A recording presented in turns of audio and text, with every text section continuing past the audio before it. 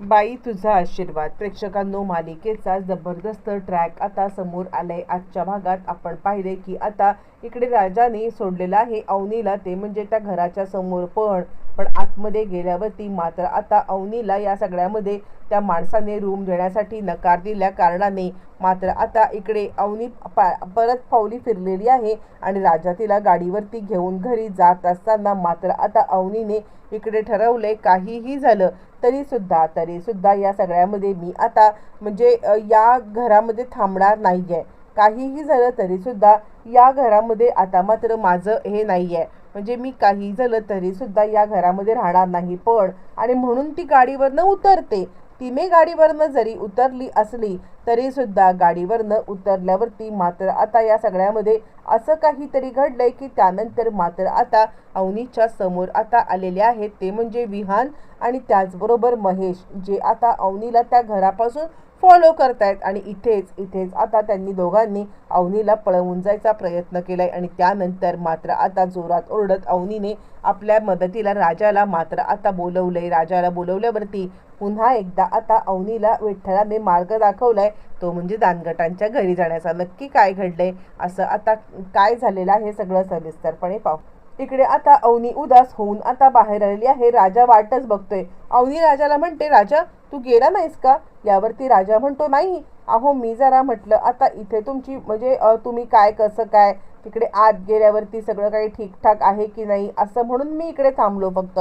यावरती अवनी आता सांगायला लागते, त्यांनी मला सांगितलंय की मला आता रूम मिळणार नाहीये। आणि त्यावरती राजा मनातल्या मनात खुश झाले। अवनी मॅडम मग इतकं तोंड पाडून काय बसताय? दानगटांचं घर आता तुमची वाट पाहत आहेच की, तुम्ही आता चला बरं दानगटांच्या घरी। यावरती अवनी म्हणते, नाही राजा मला असं वाटते की मी आता त्या घरी नाही येऊ शकत। एकदा का मी ते घर सोडून आलेली आहे ना, आणि असं असताना पुन्हा त्या घरामध्ये जाणं मला पटत नाहीये। आणि त्यावरती राजा आता म्हणतो, अहो असं काय करताय? पटणं या सगळ्या गोष्टी आता तुम्ही उगाचच मनाला लावून घेताय।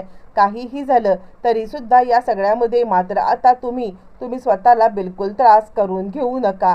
मी तुम्हाला एक गोष्ट सांगत आहे ते म्हणजे आत्ताच्या दानगटांच्या घरी चला, आमच्या घरी चला बरं। आता अवनी हो नाही म्हणता या सगळ्यामध्ये मात्र आता इकडे सांगायला लागते, राजा नको रे, म्हणजे आता मी काय सांगू यशादाला? मी आता काय तोंड दाखवू? यशादाला काय बोलू की आता मी परत का आलेली आहे? असं म्हटल्यावरती आता इकडे राजा सांगायला लागतो, यशादा तुम्हाला एका शब्दाने सुद्धा आता विचारणार नाही की तुम्ही का परत आलात, काय केलं ते।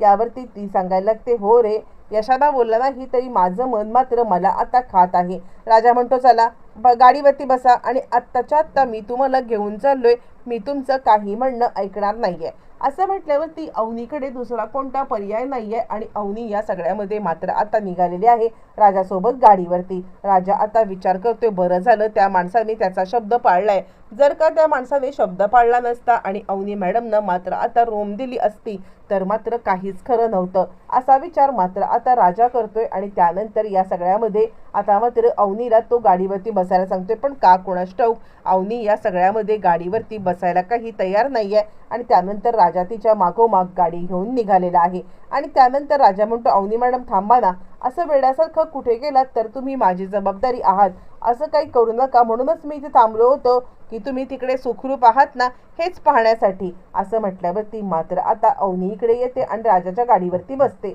राजाच्या गाडीवरती बसल्यावरती मात्र आता अवनी इकडे त्याला सांगायला लागते, राजा मला खरंच कळत नाहीये की माझ्या मनाची द्विधा मनस्थिती का चालू आहे। मला या सगळ्यामध्ये मात्र आता तुझ्यासोबत परयावंसं वाटत नाहीये। आणि त्यावरती राजा आता म्हणतोय, अवनी मॅडम असं काय करताय? अहो इतके दिवस तुम्ही आता 1 महिनाभर आमच्याच तर घरी राहत आहात, मग आता असं काय झालं की ज्याच्यामुळे तुम्ही आत्ता मात्र मनाला असा विचार करताय? आणि असं म्हटल्यावरती मात्र आता ती सांगायला लागते, नाही राजा मी काहीही झालं तरी सुद्धा आता इकडे तुझ्या घरी नाही येऊ शकत। पण राजा तिला घेऊन चाललाय। पण त्याच वेळेला अवनीच्या डोक्यामध्ये मात्र आणि त्यानंतर मात्र आता इकडे अवनी चालता ती विचार करत आहे की काहीही झालं तरी सुद्धा मी या सगळ्यामध्ये मात्र आता आणि त्यानंतर चालता अवनी मात्र या सगळ्यामध्ये थांबलेली आहे। अवनी ज्या वेळेला थांबते आणि त्याच वेळेला मात्र आता इकडे आता अवनी विचार करायला लागते, नाही मला जो काही मार्ग आहे ना तो मार्ग तू दाखव. मी या सगळ्यामध्ये काही झालं तरी सुद्धा मात्र आता त्या घरात परत जायला माझं मन होत नाहीये असं म्हणत अवनी आता तिकडून उतरलेली आहे. ज्या वेळेला अवनी आता उतरते आणि त्याच वेळेला मात्र आता इकडे राजाला कळतच नाहीये की अवनी आता उतरलेली आहे. ज्या वेळेला मात्र आता अवनी इकडे उतरलेली आहे आणि त्यावेळेला मात्र आता इकडे ती विठ्ठल रुक्माईची जी काही मूर्ती आहे त्या मूर्तीच्या इथे पाया पडते आणि राजा मात्र आता तिकडून निघून गेलाय. त्याला असं वाटते की अवनी मागे बसलेली आहे. अवनी आता तिकडे पाहते तोपर्यंत आपण पाहतोय की देशमाने आणि विहान हे दोघ जण मात्र आता ताबडतोब तिकडे अवनीच्या घराच्या इकडे आता देशमाने आणि महेश हे फोन लावतायत दत्ताला. काय रे, काय झालं?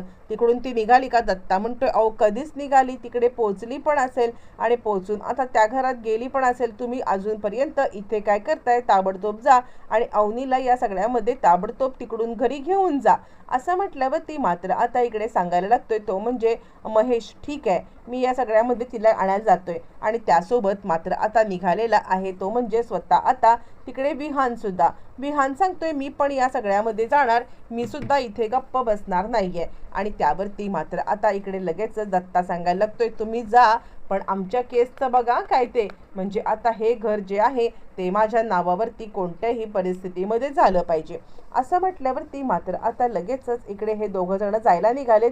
आणि महेश सांगतोय हे बघ तिकडे आता ती ज्या घरामध्ये जाईल ना त्याच घराच्या आतमध्ये घुसून तिला आता आपण हे करायची, तो माणूस जर का नाटक करायला लागला तर मात्र त्या माणसाला सुद्धा गप्प बसवायचं असं म्हणत आता इकडे अवनीचे वडील सांगायला लागतात हे बघा कोणताही राडा करायचा नाहीये, शांततेत तिला घेऊन या आणि जर का ती नाही ऐकली तर मात्र आता हे करायचं. इकडे तोपर्यंत राजा खाली उतरलाय. अवनी मॅडम कुठे गेल्या? आणि तो इकडे तिकडे पाहतोय. अवनी मॅडम गाडीमध्ये बसल्या होत्या, अचानकपणे कुठे गेल्या? आणि असं म्हणत तो आता मागे अवनी कुठे गेले म्हणून आता अवनीला शोधायला निघालेला आहे. बरं त्याच वेळेला हे दोघं जण त्या घरामध्ये आलेले आहेत ज्या घराचा पत्ता आता दत्तांना दिलेला आहे.